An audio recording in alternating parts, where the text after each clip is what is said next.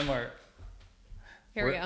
Okay, we're here. Welcome back to the Always Building podcast with myself, Dan Ferreira, and Casey Cunliffe. yay.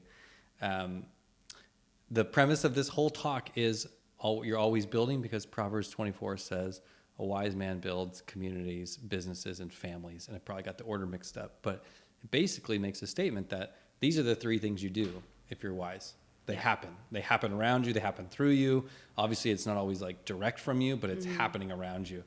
And the revelation for me that prompted this podcast is that, hey, this is what my life is. And it's a good thing. So I don't have work on one end and family on one end, and they're not in competition. They actually are all happening at the same time. Community, ministry, church, helping people, it's actually all the same thing. And a lot of times they overlap completely, which is a good thing. And our culture says work, rest, serve, these are three separate categories. I'm like, well, maybe, or maybe they're actually all part of, one big bucket that you're supposed to be working in. And you just have to be aware of what your season is too, because there might be an area that's highlighted more than the other, but just knowing what your season is really helpful. I remember an illustration that was shown to me one time of like the key parts of life, and they had a table and they put fruit on it. And so this is the fruit of your life. And if one area drips, then it all falls off. And I was like, man, that's a real sad way to think about like, if one thing falls down, it all falls down. And you're like, kind of true. But I think the concept being like, yeah, there's times where you're going, I'm building family, I'm building community, I'm building business, but during the season, it's family time. Yeah. Or it's, there's funky scripture, like, if your donkey falls in a ditch on a Sabbath, go help it, right? Yeah. And so there's an idea like, hey, don't be so glued to the rules that you miss out on doing what needs to be done at the time. So that's brought a lot of freedom to me. Yep. As somebody who's kind of a quasi overworker, to be able to say, hey, my goal is not to only perform at work and perform at home. My goal is to tune into what needs to happen at what time and do that. Yeah. And not everybody has that flexibility, like I have a pretty extreme flexibility, extreme responsibility. Other people have more structure. They work a 40-hour week, which then just gives them guidelines of how to execute. I have less guidelines, but more to juggle, I think. So yeah, if you have a 40-hour week job, you still got the same calling. It just looks a little more rigid in some ways. Yeah. But the topic that was that I'm wrestling with through right now that I want to talk about is a little bit interesting because if you're going to build business and community and family and you're going to do it well, you find a couple different perspectives on that. You have people who are like, give me that cabin in the woods. I'm going to disappear. This is the holiest way to live my life. I'll remove myself from all the fray, from all the friction, and I will be blameless. And how's that working out? Yeah. Well, and I think there are people who are able to do that, and there are seasons of life maybe where you can pull back and you can say, hey, I'm just going to be set aside for this time. There's even people who have professions like that. Maybe, I don't know what they are, but I just, like say you're writing a book and you pull away or something like that. It's like totally appropriate, but it's not actually a God-given way to live your life. I grew up in an evangelical church in my mind, which is totally wrong. The holiest way to live was to be the monk theologian that didn't get involved with the world, right? Yeah. And now I read the scripture, I'm like, oh, it's not like that at all. Right. We're totally meant to be a part of it's supposed to invade every part of everything. And so if you're going to build anything of consequence, it's pretty obvious that if you're going to build a family or a business or a community that carries values and systems that honor the Lord, that increase his glory, that increase the goodness, you're going to be displacing something. 'Cause something else is already there, right? Right. The Israelites go to the promised land, they have to displace something. And it's actually God's design that we displace things, because when you displace something, you take possession. And so, for instance, if I walk up to a bare piece of land and I have to construct the whole development from scratch, that's a lot of work.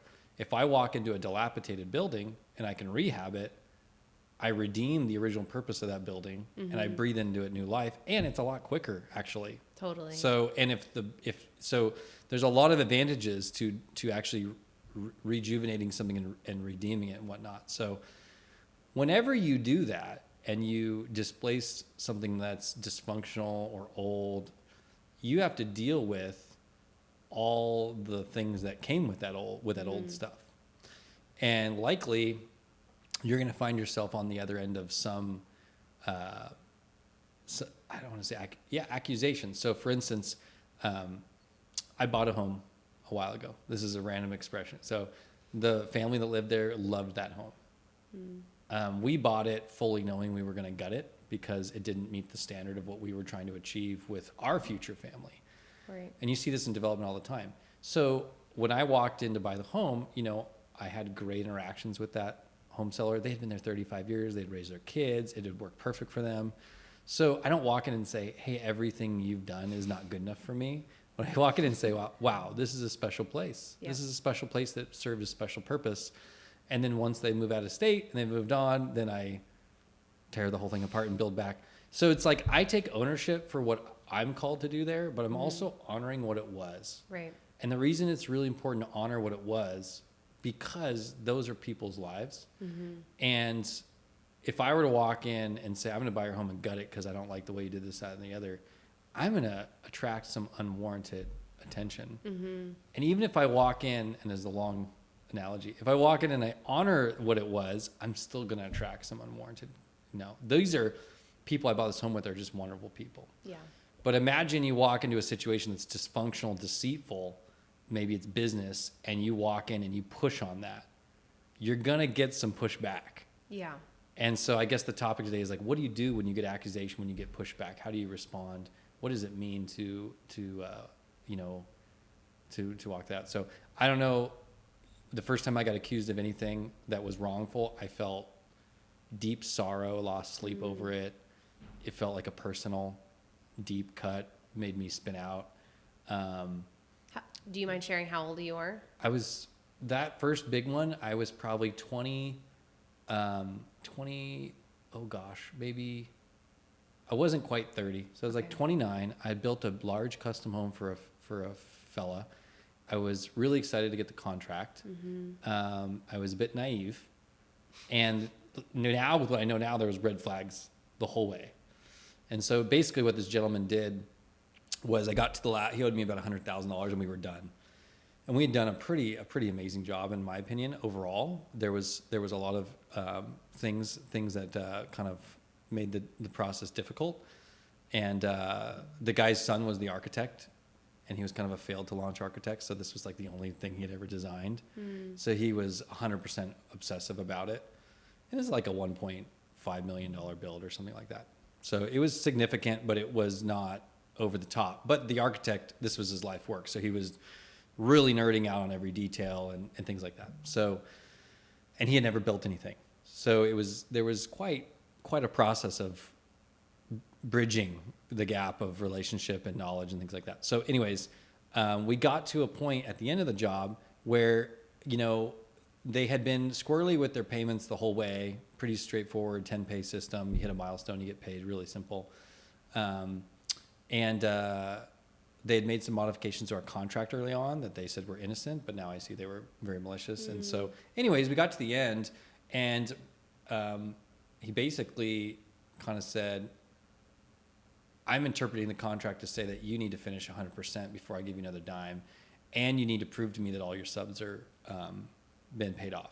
So, this is not legit. So basically he wanted me to go 100% and financially go 100%, paying everybody before he would pay the last 20%, which is pretty bizarre. Like that's not the way, but I'm young, I'm out of cash. I feel like he has the upper hand. And essentially he did that. I furnished to him lien releases that said I've paid everybody on your job, so I'm the only one owed. And I basically painted a giant target on my chest, and he said, screw you, come sue me. Wow. And so my wife was very sick at the time. This is like a really weird time. I think our fourth kid had just been born. So I just had zero capacity to fight back. And it felt like someone just took advantage of me really hard. And wiped out maybe a year's worth of growth in our company and stuff like that. So, anyways, yeah, I lost sleep. I was absolutely. torn up about how someone could do that to me and they could sleep at night. And yeah, so sent me on like a little journey inside myself of like, a small one. Yeah, a small journey. And there's two ways you can react. I can look at the 50 people I employed and say, I need to defend them. I'm going to go fight like crazy. That's valid, but it may not be the right choice. And I also have an obligation to this person I made a contract with. Like I have an obligation to them to serve them well per this contract. And so I used to take that obligation and I used to wear it and say like I owe them everything they could ever ask for. And what I realized is that when you draw a line with people who have their own issues, they're gonna manifest a problem. Right. And so you need to be okay with that. Because there's books written on this, boundaries, whatever, all these things like this, but it works in business too. So all that said is if you have healthy boundaries and you hold them and you do it well, that doesn't mean you're not going to get attacked. So maybe that's what I'm trying to say is like, if you do this right, you're probably going to get attacked because you'll be dealing with dysfunctional people that have trouble and you'll be drawing healthy boundaries and you'll be trying to treat them well, but you're still going to get attacked. Right. And sometimes it's passive aggressive, sometimes it's openly aggressive. It just depends on what it is. And if you go in expecting it and knowing that that's a possibility and that's actually part of walking this out, I think you have a much better chance at keeping your head straight. So there's a lot you just said that I would just love to ask some questions because it's kind of like how do you be okay? Like, if it's your work and you're trying to be excellent and, this is your client who you've maybe been working with for a year. Usually a year. And it's like, how do you not bank so much value and like, make it so personal? Yeah. I had this moment the other day with a recent situation where there's another reaction people do is they shut down.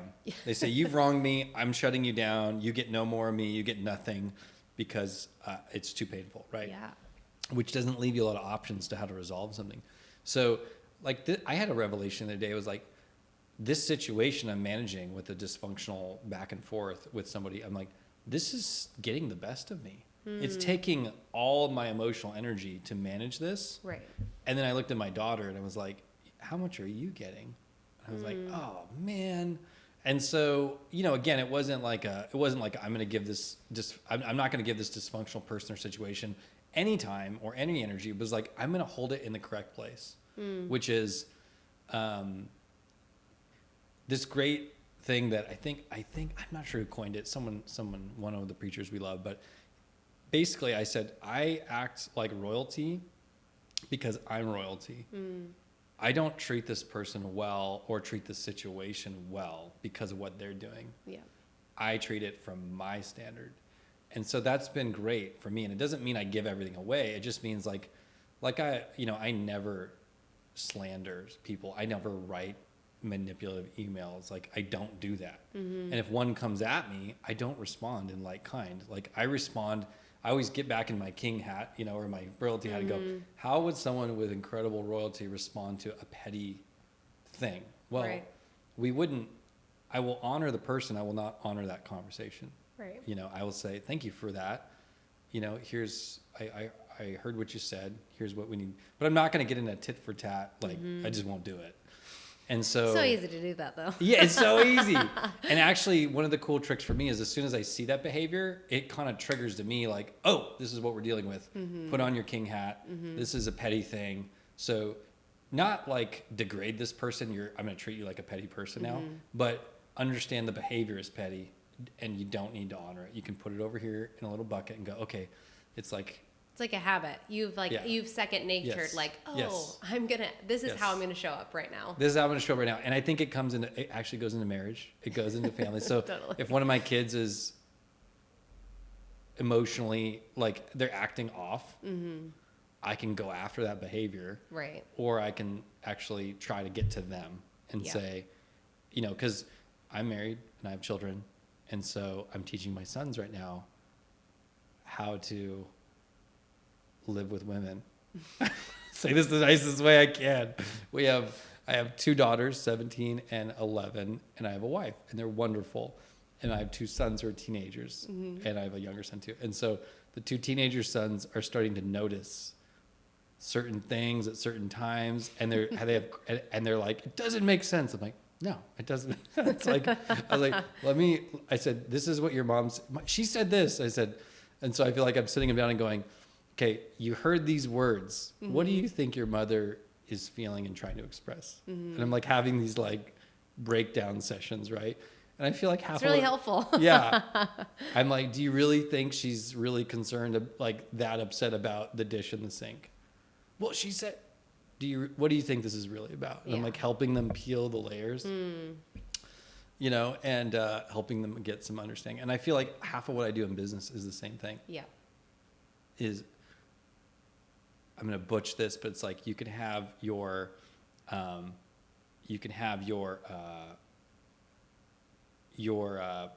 opinion on something, but what you really want to get is perspective. And so you're like, I know what I know, that's fine, and I know that I think it's right, but my real goal here is to have the skill and wisdom to pick myself up, go around to the other side of the table, think about it. What are their motives? What do they need? How do I get them back to a healthy place with me? It's not manipulative. I've been told people that's manipulative. I was like, no, I'm trying to understand their perspective. I understand mine, and then I'm trying to plot with integrity a redemptive outcome. Right. And they may not have the wisdom or the maturity to do that. So I'm going to go do what I can from their perspective and try to like find. How can we have a win-win? Yes. And they may not even be able to articulate that. So you've got to bridge and figure it out. And they may not be able to even correspond about that. It's like they may be too emotional or whatever. So anyways, I think that's the brilliance. If you can have perspective enough to see it and integrity enough to pursue it, when then I believe you've got a way that you can actually conduct business or relationship with people that we want to be inviting people into our environment or pressing into environments where they don't share all the same values. Because our goal is to see the value system we walk in grow. Right. And to do that, we'll be pressing up against situations, people, and scenarios where our value system doesn't dominate. And we want to invite people into something better. Yeah. So can I bring you back just a little bit? Share with us how, like, what your initial reaction, how you get to that mature place where you're like, I'm going to seek to understand on their side and then figure out a win-win. Because that's probably not the initial reaction. There's probably some frustration on your end, some dysregulation or whatever it is. So how do you get to a place where you're like, okay, yes, I can actually now proceed with that? I think at this point, what my reaction is when I see things getting off the rails a little bit is I go, man, we missed it because we should have never got to this point. Yeah. So I used to be really hard on myself of like, how did I let this go there? So in my earlier career, I would run around and keep everybody like, I see this person's like, I'm going to go get him. I'm going to give him a hug, bring him back. Right. Or this person's like, I need to go have a hard talk with him and bring him back. Right. I was super proactive and I kind of personally owned everybody's health. And that is also not fair because I didn't, like, for the sake of the earlier conversation, that's not sustainable. It's not scalable. And it also usually ends up leaving little, you give the best of yourself to maintain that, which means it's very difficult to give that same quality of energy to other people in your life. So it's your emotional energy is like a very finite resource, and if you're spending it to personally fix everybody's dysfunction at all times, like that's obviously there's some clinical term for just like what that is, but it's not healthy. So that was the way I approached it. So then I went through a series where it's like every time I saw a situation get off hand, I was like, man, I missed it because I saw that and I didn't fix it ahead of time. So I had this ownership of like a situation where I was like, shoot, I should have seen it. I should have taken action earlier. So then I had to work through like, I can't be Superman, right? And so that's stupid. That's not a great way to live. So now when I see things getting off, I kind of go, okay, how I personally saw that. Maybe I could have helped it, but I've let go of being the intervener. Yeah, this is not so. What about the environment we've created in business and family allowed that to happen?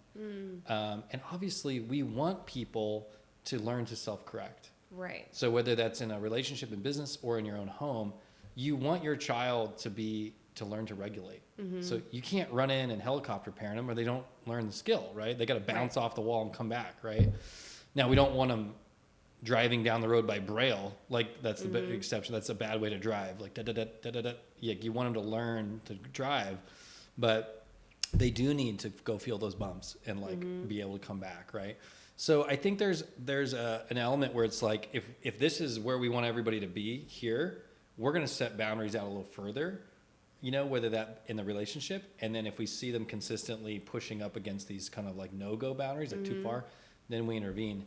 And so I think there's a lot of wisdom in designing that system, which is, you know, I don't check my kids' homework every night. I haven't done that since they were in the 2nd grade. Like, I don't get involved, neither does my wife. They know that they have the autonomy to make those decisions. Now, we might talk to them. Hey, how do you feel like work's going? Do you feel like you're in front? Do you feel like you're behind? Does it feel stressful? We might help them think about it, but we're not here to... You're not getting in the weeds. No, I'm not getting in the weeds because they're going to learn to drive. But we also are going to have consequences like safety rails that are out there, so that if things get bumpy, that we can step in and help them correct before they hurt themselves too far. Right. But the idea is, like in any relationship, you back those off further and further, you know, as the trust is built. And so all that said is, I used to see a relationship or a situation getting outside of perfect as failure. And now I'm like, well, it's not failure. What we're doing is we're finding a rhythm. And as long as we're inside of like the no-go zone, we're okay. And so I see it as growth. Like, I don't want to micromanage anybody. Yeah. And I want powerful people around me. And so to do that, there has to be autonomy at some level. And so now there's a discovery process in a relationship of how much trust you can give. So now I just see that as a feedback loop. It's just feedback. That's all you're getting. So if someone's dysfunctional, they fail, they fall down, they don't show up for work, they don't communicate. It's just feedback of this is where this person's at. Okay, right. How do we need to adjust our relationship accordingly? It's not rug pull them. You know, you hurt me, I'm going to rug pull. And so I think it starts with, I'm secure in myself. I'm secure in my future with the Lord. I'm secure in my relationship with you. And if I've given you too much trust and you're hurting me or hurting people, then we're going to pull back. I think, I don't want to be so stoic, but I'm like, it's kind of comes down to that.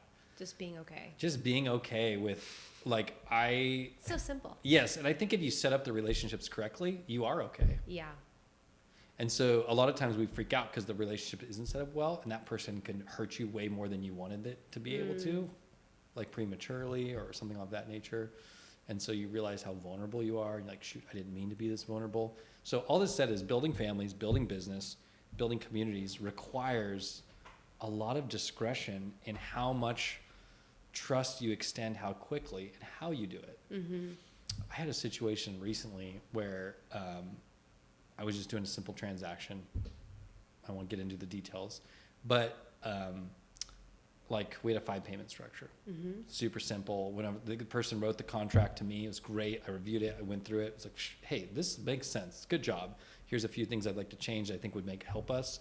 And even there was things in there I didn't like, but I was like, I know why they put them there. I see why. I see it's a hot point. I think I can manage it. So although I don't like paying people in advance of work, because that's kind of a silly concept, I see that they've been burned enough. And I see that if I pay them in advance of that little bit of work, it will help them a lot. And I feel like I can manage that risk. So I even identified some stuff that wasn't great, but we still rolled with it. Right. So we get to a point where I owe them the next payment, and I'm like, great, cool. Next Tuesday is when the next payment's due. Great, I'll have the check ready. And they said it's this much, and it was actually this payment and the last one. And I said, hey, and I could have said, you're wrong. What are you trying to pull here, right? So I start with like, no, this isn't complicated. There's an administrative hiccup, no big deal. The communication was very limited, so I actually wrote them an email and said, hey, I could be wrong. So I started with like a true, like, humble position. Forgive me if I'm wrong here, but my records show I've already paid that. Here's my records. Here's when the check cleared. I labeled it draw number 4. Like, it's really crystal clear. But instead of saying like, what are you trying to pull, or you guys are incompetent, I just started with, hey, my records show this. if I'm wrong, let me know. Otherwise, I'm pretty sure this is correct. And Right. then I called them and said, hey, I'm not trying to pull anything funny. I sent that over just to try to get us synced up again. I'm not trying to withhold anything. I really think we're just administratively off one step. And if I'm, just let me know. So all that said is, I could have said you're incompetent. I could have said, what are you trying to pull? Mm-hmm. I could have used that as leverage in the future for either of those two topics of, remember when you tried to double bill me? But instead I go, no. I don't think that's what this is. And even if it is, I'm going to do, let's just say it was. Let's just say it was, but I don't think it was. Pastor Bill preaches the message about heaping coals on your enemy's head, which I had never heard until like a few years ago. I'd always heard like, there's a scripture that says, heap coals on your enemy's head. And I don't even know what the context of it is, but I'd always, as a kid, I thought, oh yeah, your enemy, you take a hot coal and you shove it on their head. This is great. I love this scripture, And it was like, with kindness. Yeah. It says like, I was like, how does kindness, you're kind to them and they feel horrible. I love it. That's what this is. I love the Bible. I love the Bible. I love this game. It's like someone wrongs you, you turn the cheek and you throw coals at them. Like, it's great. But then he taught on it and he said, no, there was a fire in the middle of the village. And so everyone had a fire in their own home. And if your fire went out, you would go to the middle of the village, to the communal fire, to get a coal. And if you lived far from the middle of town, then what would happen is that coal would begin to burn out. And if you were a good neighbor, they would carry them on their head. You would take a coal from your fire. You were at the halfway point or whatever. You'd walk out and you'd basically relight their fire for them so that they could make it home. So basically, you would be gracious to someone who had wronged you so that they always had a way back into a relationship with you when they were ready. Right. And I was like, oh, that's much better. That probably sounds like the Bible more than... The nature of God. Yes. And the cool part with that is like, this is the fun part, is you're like, heap a coal on your enemy's head. Does that mean like go be vulnerable? Does that mean go extend yourself to get hurt again? Does that mean go like open your whole life up? No, it just means when you have a simple opportunity to do something gracious, normally generous to them, do it, because it opens that door back up. Yeah. And Ben Franklin used to say, like, ask your enemy for a favor and you'll make a friend. Like, let them have a simple way to be in a relationship with you that's just easy, like a restart. Wow.